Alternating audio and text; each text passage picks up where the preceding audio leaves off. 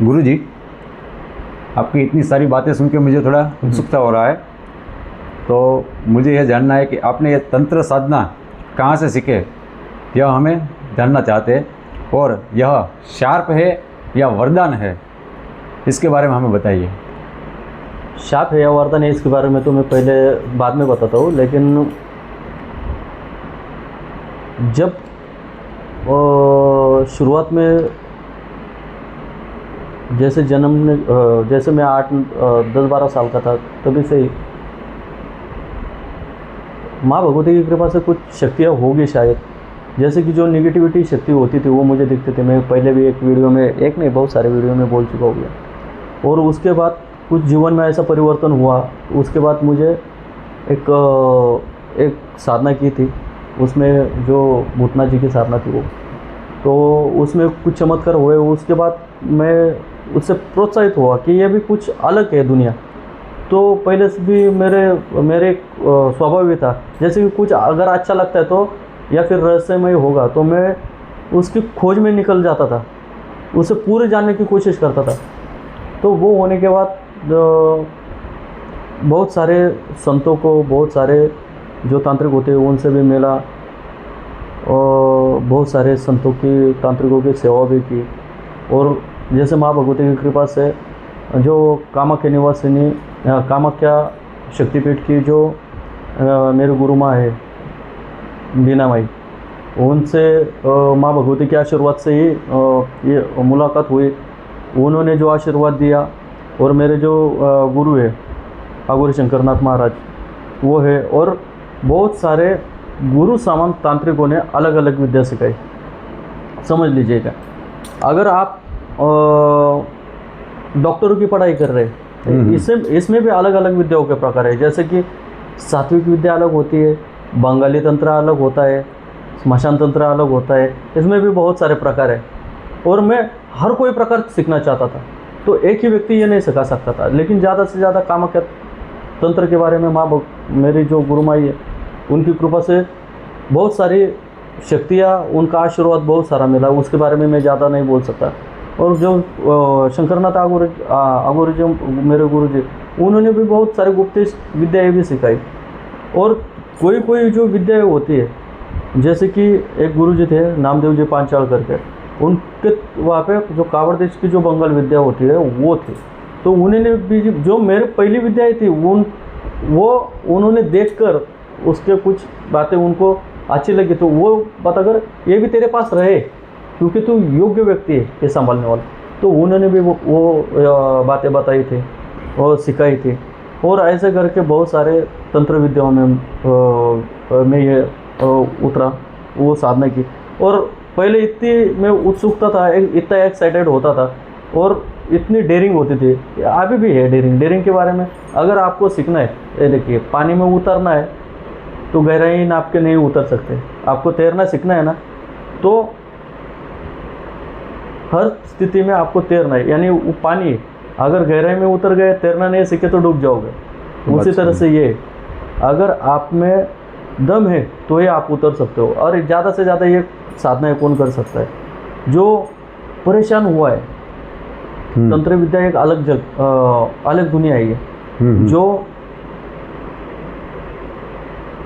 पूर्वज तो हमारे मानते, अभी के तो नहीं मानते, लेकिन पूर्वज तो मानते। कुछ बातें सच्ची है, कुछ बातें बोलो तो बहुत सारी सच्चाई है इसमें। लेकिन उसको भुलाने के लिए एक अलग अलग मार्ग होते हैं, दूसरी दुनिया से जुड़ने के लिए अलग मार्ग होते हैं। तो वो है तंत्र विद्या, और उनकी सहायता से, ये तंत्र की सहायता से उनसे अपना काम निकाला जा सकता है। तो बहुत सारे अलग अलग पद्धति की जो तंत्र होते हैं वो सीखता गया।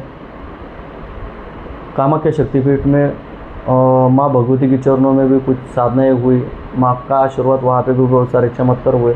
कुछ बातें नहीं बोल सकता है। और जो गुरु जी थे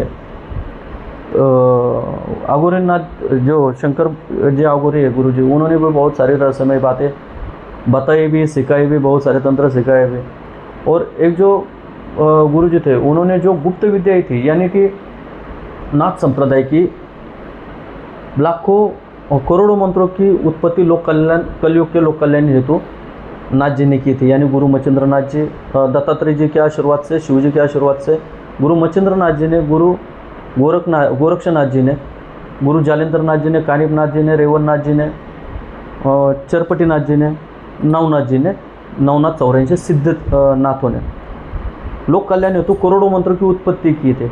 और उस विद्याओं का उपयोग, यानी उन्होंने तो, आपने शायद उनके बारे में ज़्यादा जानकारी किसी को हो या ना हो, लेकिन उन्होंने देवताओं को भी जीता था। माँ भगवती मच्छिंद्रनाथ जी के जिहा पे विराजमान थी। जब वो बोलेंगे, जो बोलेंगे वो सच हो जाता था। बहुत सारे युद्धों में देवताओं के साथ युद्ध भी हुए और उनमें उन्होंने विजय भी मिली है। और ऐसी स्थिति में उनकी जो वाचा थी वो सिद्ध थी, जैसे कि जो भी बोलेंगे वो सच होने वाला है।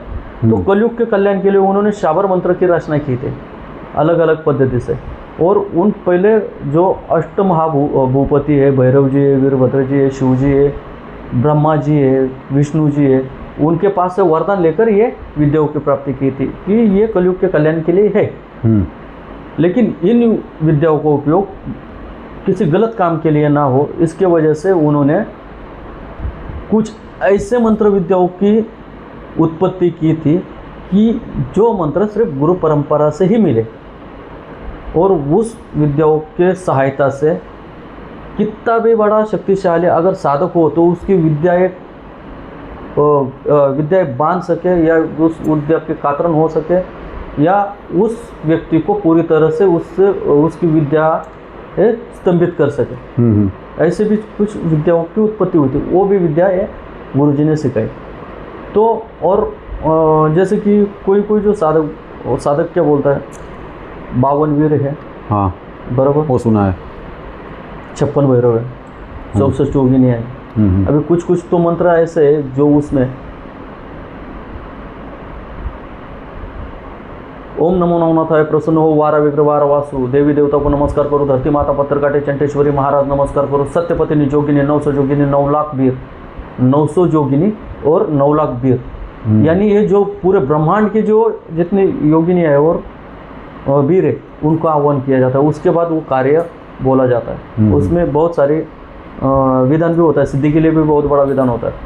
ये जो विद्या है ऐसी विद्या ही सिखाई, और उसी विद्या से माँ भगवती की कृपा से लोगों के कल्याण के लिए उसका उपयोग करता हूँ और आगे चल के भी करता रहूँगा। और जो मंदिर है, जो श्री महाकाली तांत्रिक शक्तिपीठ है, साक्षात माँ भगवती कामाख्या निवासिनी दश महाविद्याओं का स्थान लोगों के कल्याण के लिए बनाया हुआ है।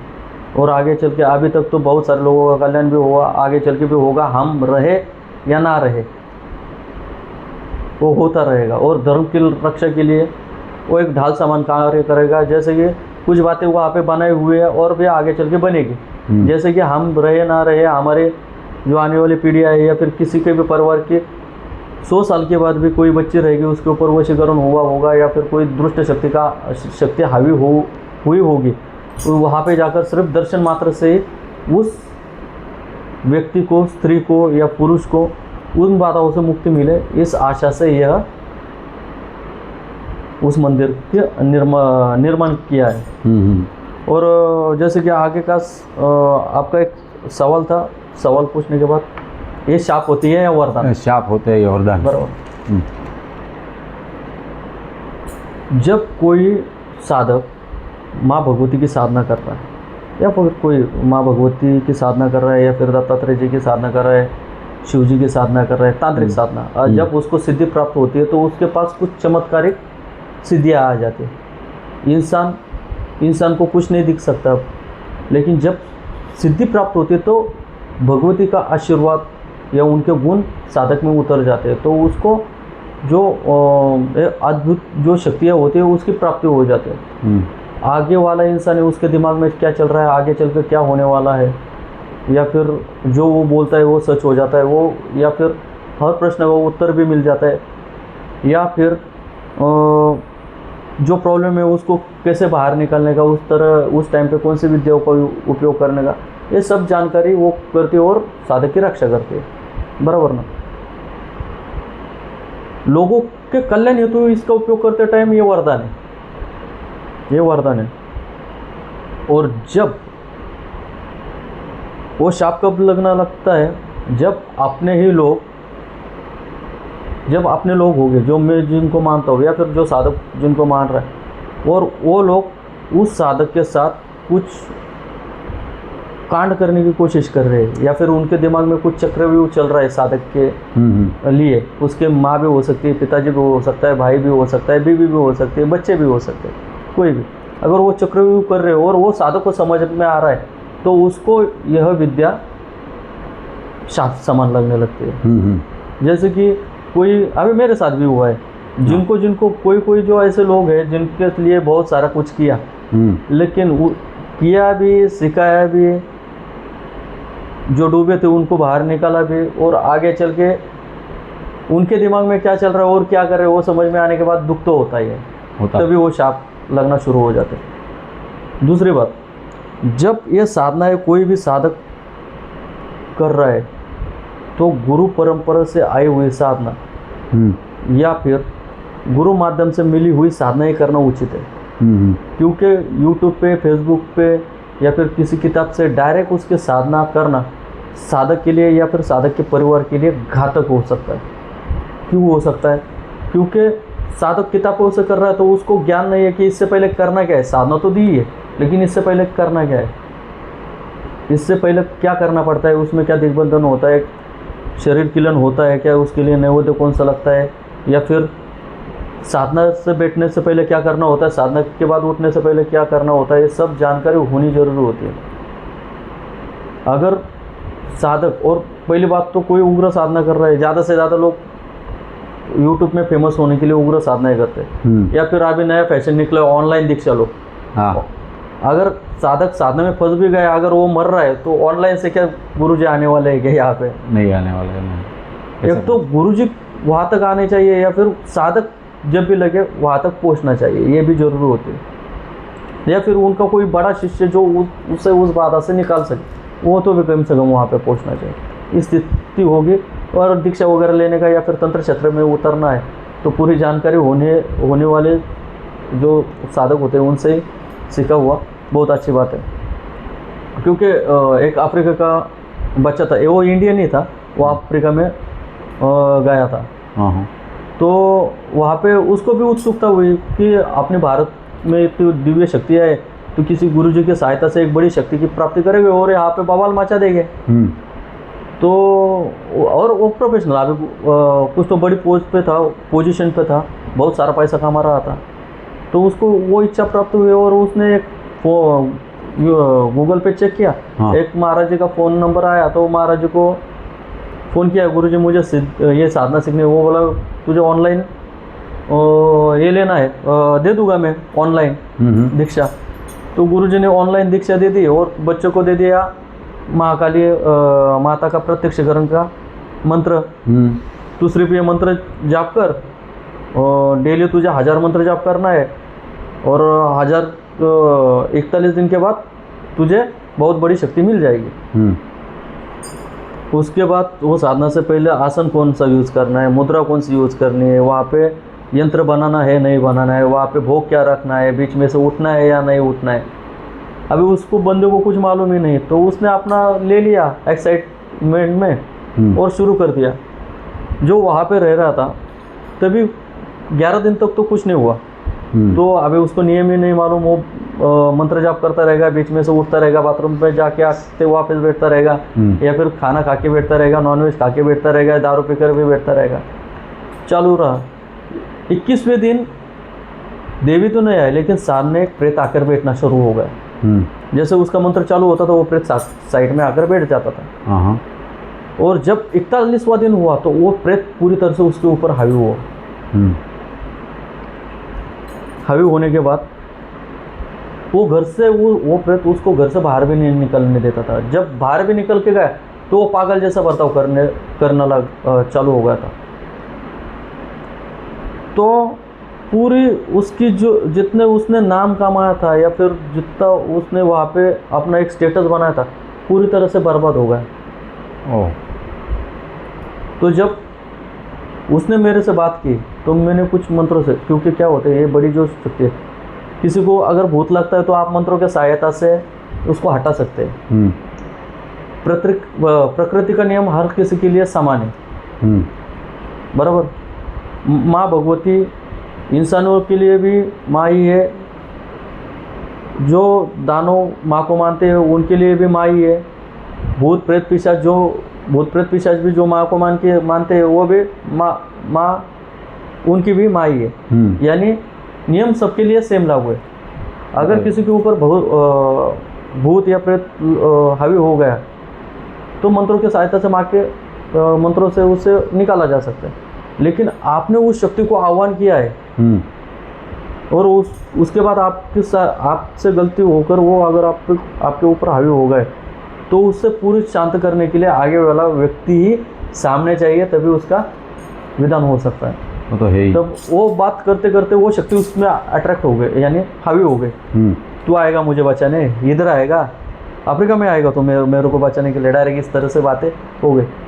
मैं तेरे को वापस फ़ोन भी करने को नहीं दूंगा इसको, ऐसा। और काट दिया फ़ोन, काट दिया उसने फ़ोन। इधर तक जाता है। यानी जब इंसान साधना करता है तो उसको पूरी तरह से जानकारी होना बहुत ज़रूरी है। पहले हो गई बात। दूसरी बात, जब कोई साधना या सिद्धि प्राप्त करने के लिए माँ भगवती की या फिर कोई भी देवताओं की साधना करते हैं जैसे कि, तब अपने उनके ऊपर श्रद्धा कितनी है वैसे आपने हमें वो सिद्धि देते हैं।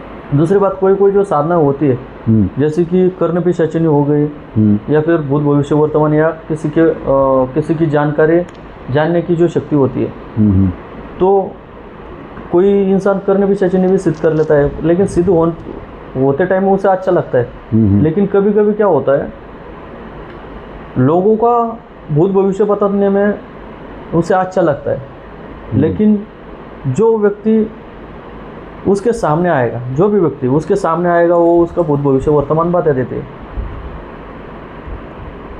लेकिन उसे मिलने के लिए आने वाले व्यक्ति महीने में एक बार आ सकता है या फिर एक ही बार आ सकता है, लेकिन उसके जो परिवार होता है, उसकी बीवी सामने होती है, बीवी होती है, बच्ची होती है, माँ होती है या बहन होती है, वो तो उस साधक के सामने हमेशा आते रहेंगे।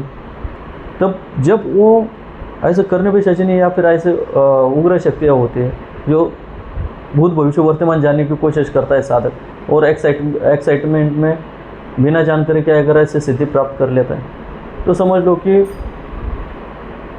साधक ने वो सिद्धि प्राप्त कर ली है और उसके सामने उसकी बीवी आई तो उसके बीवी के बारे में भी पूरी जानकारी दे देगा। जैसे कि युवा अवस्था में, इससे शादी से पहले उसने क्या क्या किया था, किधर किया था, क्या हुआ था, इसने दिल से किया था कि उसने क्या ज़बरदस्ती से किया था, या फिर अभी भी कुछ चालू है क्या। और मनुष्य के हाथ से एक ना एक तो गलती हुई ही रहती है और वही वीक पॉइंट पकड़ता है इंसान। और बीवी 4 बार सामने आती रहेगी, वो शक्ति बोलती रहेगी, बच्ची सामने आती रहेगी, वो बोलती रहेगी, माँ सामने आती रहेगी, बोलती रहेगी, प्रूफ के साथ बोलेगी। प्रूफ के साथ? हाँ, प्रूफ के साथ। इस टाइम पे, इस तारीख को, इस जगह पे ये व्यक्ति थी, इस टाइम पे ऐसा उसने किया, ऐसा उसने किया, पूरा पोजीशन बताएगी। आधा घंटे में हर जो आधा घंटे भी रुके रहेंगे तो आधा घंटे में कैसे कैसे वो इधर तक बता सकती है। तो लेकिन साधक का तभी क्या होता है कि मैं इतना कर रहा हूँ, मेरे बीवी के लिए कर रहा हूँ, मेरे बच्चों के लिए कर रहा हूँ, मेरे घर परिवार, और ये मुझे अंधेरे में रखकर मुझसे धोखा कर रहे हैं। तो इस जो सदमे से ज़्यादा, और साधक उसको बोलता रहता है उस शक्ति को, तू मत बता मुझे, मत बता, लेकिन फिर भी वो बताते रहते। तब उस सदमे से इंसान पागल हो जाता है। ज़्यादा से ज़्यादा करने पे चैतन्य साधना सिद्ध किए हुए साधक जो पारिवारिक है, 90% साधक पागल हो चुके हैं, यानी सिद्धि शाप भी है। अच्छा, दोनों है। वरदान के बारे में तो मैंने पहले आपको बताया कि लोगों के कल्याण के लिए किया तो वरदान है। अगर इस तरह से कुछ होता है तो कभी कभी शाप भी लगना चालू होता है। अभी कभी कभी मुझे भी लगता है कि मैंने जिनके लिए इतना किया और जो मेरे नाश होने के लिए या फिर मुझे बर्बाद करने के लिए या मुझे ख़त्म करने के लिए या फिर मेरा बुरा हो इसलिए कर रहे, तो तभी मुझे भी बुरा लगता है। कोई मेरे नज़दीकी भी है जिनको अच्छा किया, कोई कोई व्यक्ति घर के भी हो सकते हैं, या फिर कोई कोई व्यक्ति तो शिष्य परिवार से भी है, जिनका अच्छा किया वो कर रहे, तो तभी इंसान को बुरा लगता है। और ये जो सिद्धियाँ होती है, साधक सिद्ध करने से पहले जानकार की सलाह बहुत ज़रूरी है। अगर आपको उसमें पूरी जानकारी है तो ही उतरे, नहीं तो नहीं उतरे तो सबसे बड़ी बात है। अगर साधना करने चाहते होते तो जो सौम्य मंत्र होते वो गुरु मार्गदर्शन से उसके लेकर अपना करियर कर सकते हैं। जो चमत्कारिक साधना है उसमें साधक ने नहीं पढ़ना होता है,